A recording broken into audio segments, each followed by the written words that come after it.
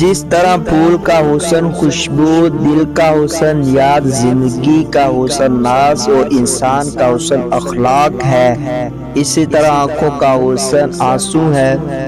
کبھی کبھی انسان زیادہ دکھوں کے باوجود ایک آنسو نہیں بہا سکتا، اور کبھی یہ آنسو خوشی کے اظہار کے لیے آنکھوں سے چھلک پڑتے ہیں۔ آنسو وہ انمول موتی ہے جن کے آگے ہر چیز ماند پڑ جاتی ہے۔ یہ پتھر دل انسان کو بھی موم بنا سکتے ہیں۔ اس دن پر آنسو بہا جو تیری عمر میں کم ہو گیا، اور اس میں نیکی اور اللہ کی یاد نہ تھی۔ اپنے اندر وہ چیز پیدا کر کہ تیری آنکھ سے پانی نکلے، کہ اللہ تعالیٰ چشمے گرا رکھنے والوں کو دوست رکھتا ہے۔ خون کی ندیاں بہانے کے بجائے ایک آنسو پہنچنے کی شہرت زیادہ ممتاز ہے۔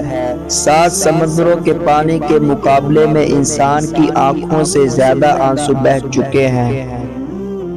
چند عورتیں ہی رونا شروع کر دے تو ان کے آنسو روکنے سے آسمان سمندر کے غضب کے طوفان کے آگے بند باندھ لیتا ہے۔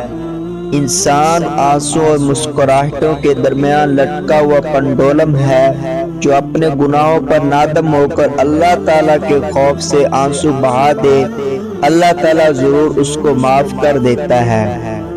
اے انسان، اگر آنسو بہا لینے سے تیری نجات ہو سکتی ہے تو اللہ تعالیٰ کے حضور سچے دل کے ساتھ آنسو بہا لے۔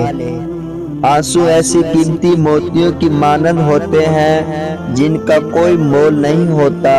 توبہ کرنے کے بعد آنسو بہانا دوزخ کی آگ کو ٹھنڈا کرتا ہے۔ آنسو عورت کا سب سے بڑا ہتھیار ہے۔ محبت مسکراہٹ سے شروع ہو کر آنسو پر ختم ہو جاتی ہے۔ آنسو کی زبان بعض اوقات بڑی ہی سچی ہوتی ہے۔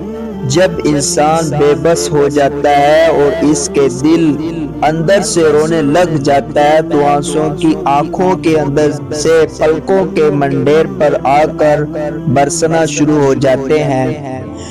اپنی غلطیوں پر نادم ہو کر آنسو بہا لینا دل کا بوجھ ہلکا کر دیتا ہے۔ آنسو ایک ایسی چیز ہے جو زیادہ غم ملنے کی صورت میں اور بہت زیادہ خوشی ملنے کی صورت میں بھی آنکھوں سے بہہ جاتے ہیں۔